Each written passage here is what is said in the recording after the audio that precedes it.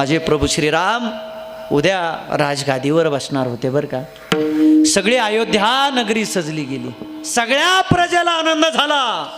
सडा रांगोळ्या सगळ्या अयोध्येमध्ये सजली. अयोध्या संपली का उद्या आमचा राजा, उद्या आमचा राम राजा राजा होणार आहे, राजगादीवर बसणार आहे. सगळ्याला आनंद झाला. पण दुसऱ्या दिवशी सकाळ उजाडली. सकाळ उजाडल्याच्या नंतर ज्या प्रभू श्रीरामाला सगळी प्रजा राजा म्हणून पाहणार होती ना, त्याच रामाला वनवासाला जाताना पाहावं लागलं.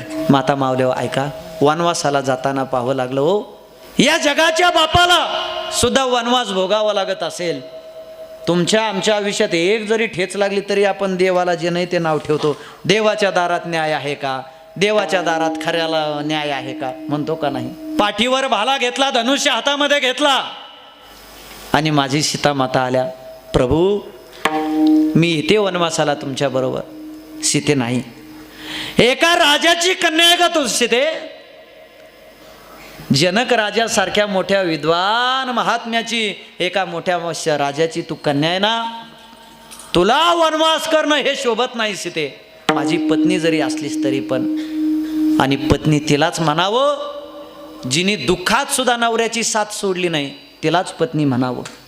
ऐका बरं का, आताच्या पत्न्या लय अवघड आल्या महाराज. तिकडं पुण्या मुंबईकडच्या पत्न्या बघा. सुरेश जेवलास का रे बाळा तू, नवऱ्याला. आणि जुन्या माता मावल्या बघा, कपाळाला भलं 2 रुपयाच्या ठोकळ्या एवढं कुंकू लावतात. परिणाम नवऱ्याला जास्त आयुष्य भेटत होतं, आहे का नाही. आता ते कुंकू बारीक बारीक बारीक बारीक होत गेलं, त्याच्या जागेवर आली टिकली. बरं ती टिकली अशी कपाळावर नेमकं कुठं चिकटिली, याला 2 गडी माणसं भाड्याने लावा लागते. तर हां सापडली तर बघ कुठं. बरं ती टिकली एका जागेवर नाही. बाथरूम आता आंघोळ करायला गेलं तिथं चिकटिलेले आहेत, आरशात थोबाड वागायला गेलं त्याच्यावर चिकटिलेले आहेत, आणि तिचं नावच टिकली. हां, आणि त्याच्यानंतर ऐका, सुशिक्षित वर्ग आला. हा, नवऱ्यातला देव ज्या बाईला कळाला त्या बाईला देवळातल्या देवाकडे जायची गरज नाही. नवऱ्यातला देव कळावा. हां, आणि नवऱ्यातला सुद्धा आपल्या बायकोतली सीता कळावी, त्यालाच नवरा म्हणायचा. बायकोतली सुद्धा सीता कळावी तुम्हाला. आलं का लक्षात?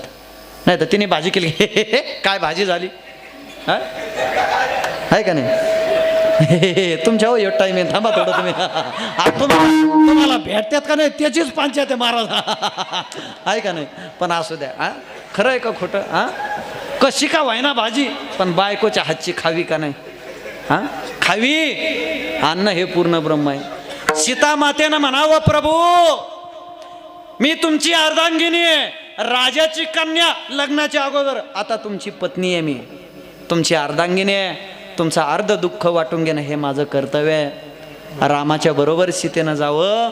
आणि माता मावल्यावर ऐका रे ऐका, कोणाला हात द्यायचे कोणाला पाय द्यायचे हे ज्याच्या हातामध्ये होतं, त्याच्या बायकोच्या पायामध्ये 14 वर्षे पायतान नव्हतं. झाडाचा पाला बांधलेला, कोणाला हात द्यायचे कोणाला पाय द्यायचे हे ज्याच्या हातात होतं, त्याची बायको झोपली म्हणजे माझ्या सीता मातेच्या उशाला एक दगड असायचा, दगड उशाला घेऊन झोपायची. प्रारब्ध बघा महाराज. हा, आपण कशाचा गर्व करतोय, पण नवऱ्याची साथ सोडली नाही, नाही सोडली. मग सीता मातेनं म्हणायचं होतं का, तुमच्यामुळं तर मग सगळं वाटोळं झालंय बाया. माझ्या बापाच्या घरी होते तेव्हा काय मग थाट होता, असा वनवास भोगावा लागत होता का मला. मग आता सगळा खर्रा पेटा फेडून टाकला तुला. बायको एक दिवस जास्त कापूस याचा लावली तर बाया बाया बाया बाया वाटोळं झालं माझ्या आयुष्याचं सगळं. गॅस टाकी एक दिवस संपली तर अख्खं गाव डोक्यावर घेते आपली बायको महाराज. पण ऐका, नवऱ्याचं दुःख वाटून घेतलं, नवऱ्यामधला देव दिसला म्हणून रामाच्या बरोबर लगेच सीता नाव जोडलं जात आहे. थोडी गोष्ट हुकली बाबा, थोडी.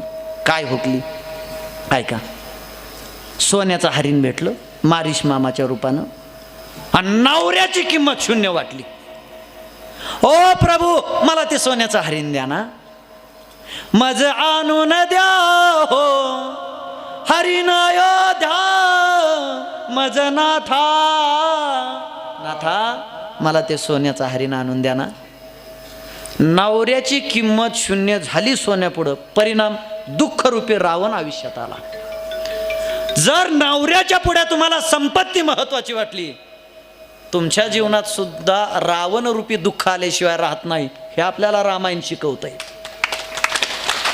रावणानं उचलून नेलं, मग तिकडे लंकेत गेल्याच्या नंतर बाबा सगळी लंका सोन्याची होती, मग किती खुश पाहिजे होती. मग तिथं सीता माता गेल्या, धावा ना या ना मला घेऊन जाना. तिथं गेल्यावर नवऱ्याची किंमत कळाली. हा, धाय मोकलोनी रडती सीता, धाव रघुनाथा भेट दे आता. मारिश मामा हरिण होऊनी, रामानेले दूरवनी. धाय मोकलोनी रडती सीता, धाव रघुनाथा भेट दे आता. सगळी लंका सोन्याची होती, तिथं मालकाची किंमत कळाली.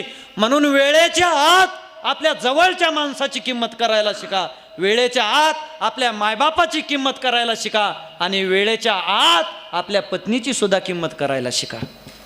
येते लक्षात? वेळ निघून गेल्याच्या नंतर गए हुए कभी आते नाही, बस उनकी याद आती है. हा, इकडं पोथी वाचणारे आहेत का? इकडले चांगले असते, आणि इकडं परिसर झाला पारमार्थिक आहे. तिकडं पुण्यात मी पोथी आणली, ऐकली महाराज. मी जाता जाता वाचलो त्यांची पोथी ऐकल्या. असाच अरण्यकांडातला प्रश्न चालू होता, म्हणजे प्रसंग सुरू होता, आणि आता ते माझ्या लक्षात राहिलं नाही, पण ते वाचणारा माणूस वाचायचा.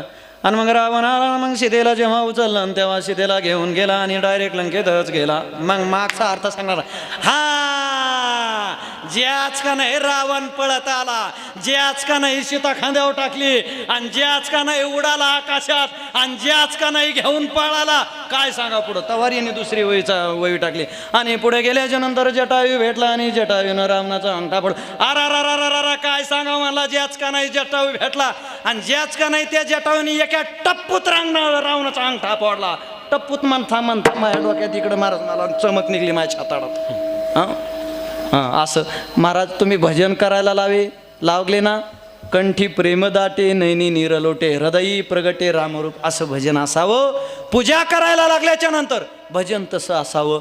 एवढी लंका सोन्याची होती, तेव्हा रामाची किंमत कळाली. तसं जोपर्यंत श्वासात श्वास आहे तोपर्यंत तुम्ही सुद्धा रामाची किंमत करायला शिका. शेवटच्या श्वासापर्यंत दुसरं तुम्हाला काही कमवायची गरज नाही. हा, शेवट मरणरूपी रावण आपल्या आयुष्यात येणारच आहे ना. हा, आता त्या सोन्याचं तर इतकं अवघड झालंय महाराज. धन्यवाद, टाळ्या वाजा. सत्ता संपत्ती आपलं काहीच नाही. हा, जे काय आहे ते संचितानुसार भोगायचंय.